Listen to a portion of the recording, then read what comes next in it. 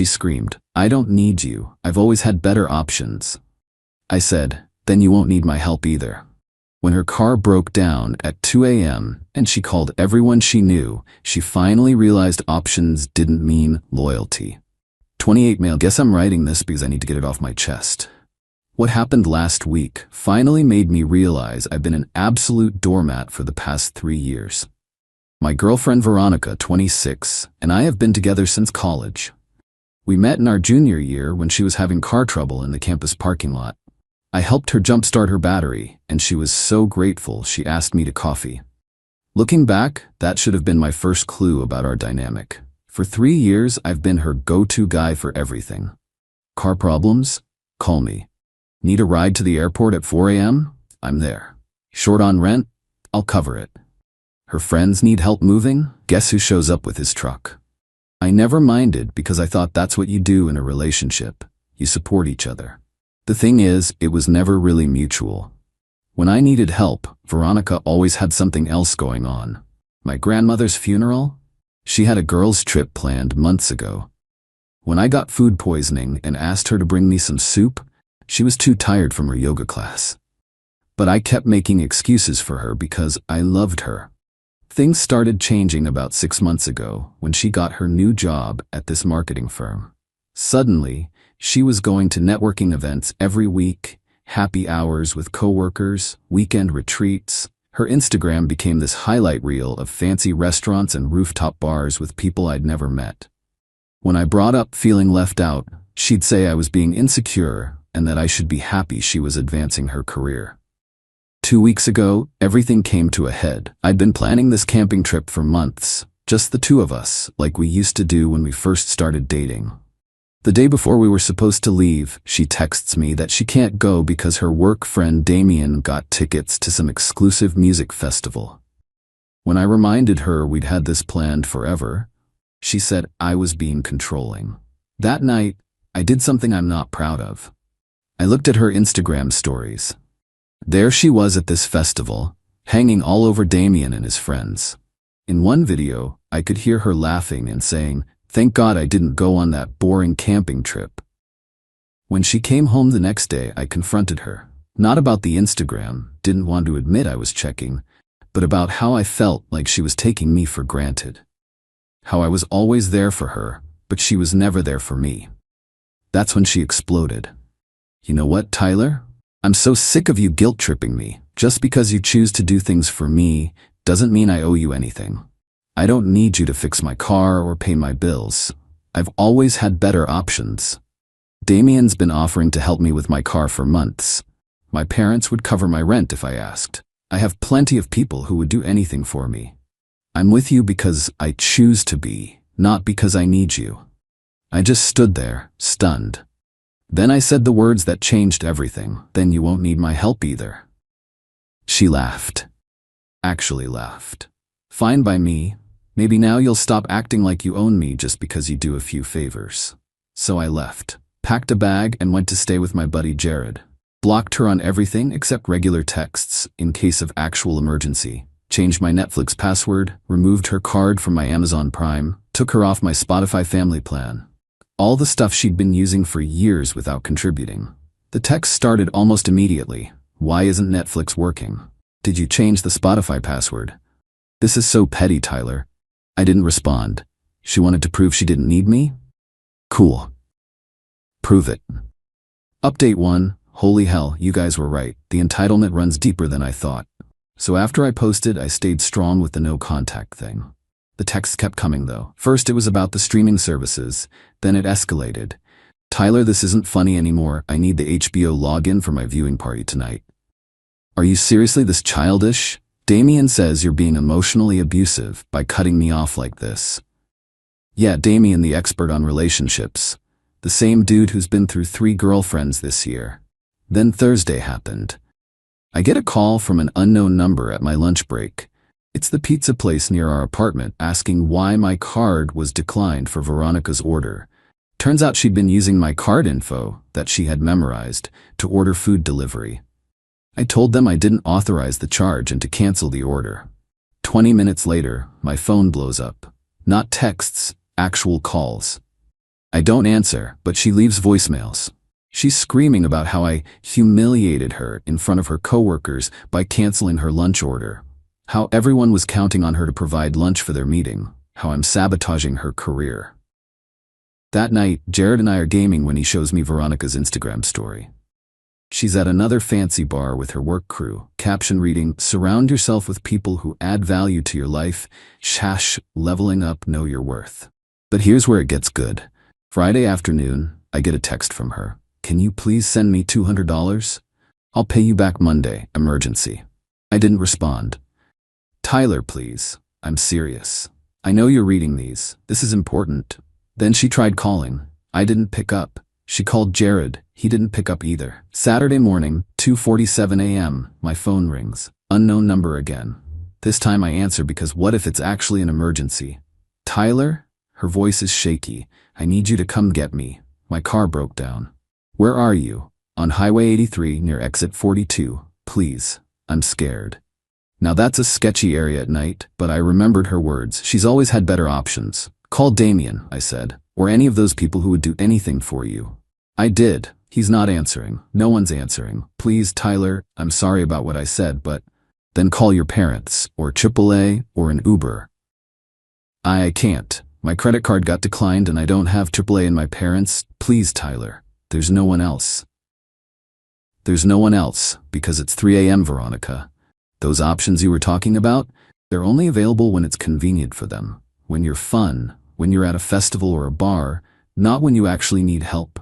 That's not, "Please, I'm scared. There's a guy who keeps driving by slowly." For a second I almost caved. Then I remembered 3 years of being taken for granted. Call 911 if you're in danger. Call a tow truck. Hell, call a taxi and pay cash. But I'm not your option anymore, remember? "Tyler, please, I'll pay for gas. You'll pay? With what credit card? The one that got declined? Or were you planning to promise to pay me back Monday like the $200 you needed?" Silence. "Figure it out, Veronica. You're a strong, independent woman with plenty of options. Use them." I hung up. Update 2. The fallout has been intense. So after I hung up on Veronica at 2 a.m., I did text her the number for a reliable 24-hour tow service. I'm not a complete asshole. I didn't want her to actually get hurt. Just wanted her to figure her own shit out for once. According to the mutual friends who've been hitting me up, here's what happened. She called the tow service. They wanted $150 up front. Her credit card was maxed. Remember that emergency $200? And she only had $27 cash. She tried calling more people. Damien finally answered at 4 a.m. and said he was too drunk to drive. Her other work friends either didn't answer or made excuses. Her parents were asleep and have their phones on Do Not Disturb at night. She ended up calling her roommate from college, Becca, who lives an hour away. Becca drove out there, followed the tow truck to the mechanic, and paid the $150. Then drove Veronica home. Sunday afternoon, I get a text from Becca. "You're a piece of shit for leaving her stranded like that." I responded, "I gave her the tow truck number. She had options. She chose to call you instead of handling it herself." Then the flying monkeys descended. Damien texted me calling me emotionally abusive. Her work friends started subtweeting about men who can't handle successful women. Her mom called me. Blocked that number real quick. But here's where Veronica really showed her true colors. Monday comes around, the day she was supposed to pay me back that $200 I didn't lend her. Instead, she posts on Facebook. Yeah, she still uses Facebook. This long rant about financial abuse and how I trapped her by making her dependent on me and then cutting her off. Trapped her by letting her use my streaming services, by helping when she asked. The comments were wild.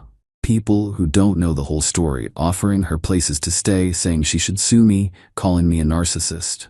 So I did something petty. I commented with screenshots, her texts asking for money, her voicemail transcripts screaming about the pizza, a photo of my credit card statements showing all the times I've covered her rent, groceries, gas over the past year, totaling about $8,400.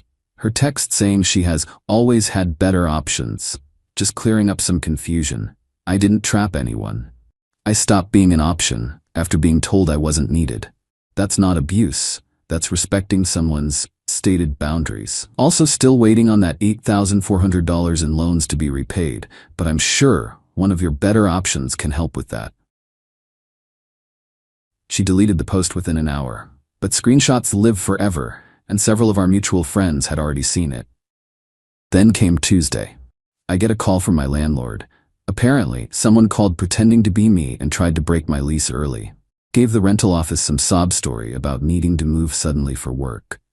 Luckily, my landlord knows me and called to verify. I explained the situation, and he said he'd require in-person verification for any changes to my lease. That night, I got food delivered that I didn't order. Then another order. Then another. Someone was using my name and address to order food from every place in town, paying cash on delivery. I had to turn away 6 different drivers and call each restaurant to blacklist my address without my personal verification. Wednesday morning today, I wake up to 73 missed calls. Not from Veronica, from random numbers. Turns out someone posted my number on Craigslist advertising a free purebred puppy, first come first serve, call anytime. This isn't heartbreak anymore, this is war. Final update. I know everyone's been waiting for this update. Shit got nuclear before it got better. After the Craigslist stunt, I was done playing defense. I called my lawyer buddy Drew. Yes, I have a lawyer buddy, went to high school together, and I helped him move 4 times during law school. See, Veronica? That's what real loyalty looks like. Drew said the fake lease-breaking attempt was attempted fraud. The food delivery harassment could be considered stalking. The Craigslist thing was definitely harassment. He helped me file a police report and send Veronica a cease and desist letter. But before that letter arrived, Veronica made her biggest mistake. See, during our relationship, I'd helped her with her resume and LinkedIn profile. Being in IT, I'd also set up her professional email and portfolio website. I paid for the hosting and domain registration. Everything was in my name. She just had the login credentials. Thursday night, she sent out a mass email to her entire professional network from that email address. The email was supposedly from me, confessing that I was a controlling, abusive partner who was trying to sabotage her career out of jealousy. It went to her boss, her coworkers, her clients, everyone. One problem: I get copies of all emails from that domain. I saw it in real time. I immediately logged in and sent a follow-up from the same address. The previous email was sent without authorization. This email account belongs to my name and has been compromised. Any misuse will be reported to the authorities. Please disregard the previous message. Then I changed all the passwords and locked her out. Her boss called me the next morning. He was not happy. Apparently, using company contacts for personal drama was a fireable offense. Plus, impersonating someone else to send defamatory emails? Yeah, that's actually illegal. By noon, Veronica was in full panic mode. The cease and desist had arrived. Her boss had suspended her pending investigation. And remember that car that broke down? The mechanic called. It needed $2,400 in repairs. Her parents, who she'd finally told about our breakup, were furious that she'd hidden it and lied about why she needed money. She showed up at Jared's apartment that evening, not to apologize, to scream at me for ruining her life. Jared filmed the whole thing on his phone, with my permission. You destroyed everything, my job, my reputation, everything. I didn't send that email, Veronica, you did. From your email system, that you illegally accessed to impersonate me, after I explicitly revoked your permission to use it. I wouldn't have had to if you hadn't been so petty. Petty? You committed fraud, multiple times. You harassed me. You tried to break my lease, all because I stopped letting you use my Netflix password and wouldn't pick you up at 3 a.m. You left me stranded. With a phone, a tow truck number, and all those better options you bragged about. How'd those work out? She actually tried to slap me. Jared caught it on video. I stepped back and said, "We're done here. Please leave before I call the police." She screamed more threats, including a very specific one about making sure I never work in this town again. All on video. Drew sent that video along with all the evidence to her company's HR department and the police. By Monday, she was officially terminated for misuse of company resources and threatening behavior. The police issued a restraining order based on the harassment and threats. But here's the real kicker. Remember Damien? Her better option? Turns out he's been dating someone else this entire time. His girlfriend found out about all the late-night festival trips and cozy work drinks with Veronica. She was not pleased. Damien threw Veronica under the bus so fast, claiming she was obsessed with him and he was just being friendly. Last I heard, Veronica moved back in with her parents 2 hours away. Her car's still at the mechanic because she can't afford to fix it. Her professional reputation in our city is torched. All those options she had, ghost town. Meanwhile, I'm doing great. Got a promotion at work. Turns out my boss really appreciated how professionally I handled the email incident. Started dating this girl from my rock climbing gym. She actually shows up when we make plans and doesn't treat me like an ATM. Crazy concept, right? Oh, and those streaming services Veronica was so mad about losing? My new girlfriend suggested we split the cost 50-50 without me even asking, because that's what actual partners do. To everyone who said I dodged a bullet, nah, I dodged a whole ass missile. Looking back, I can't believe I put up with that shit for 3 years. But you live and learn. And Veronica, if you're reading this, hi Becca, I know you'll show her. Remember, you were right about one thing. You always had options. They just weren't better. They weren't even good. They were just convenient for them, not for you. The only person who was actually there for you at 3 a.m. on a sketchy highway? The roommate you hadn't talked to in months. But hey, at least you learned the difference between options and loyalty, even if it cost you everything else.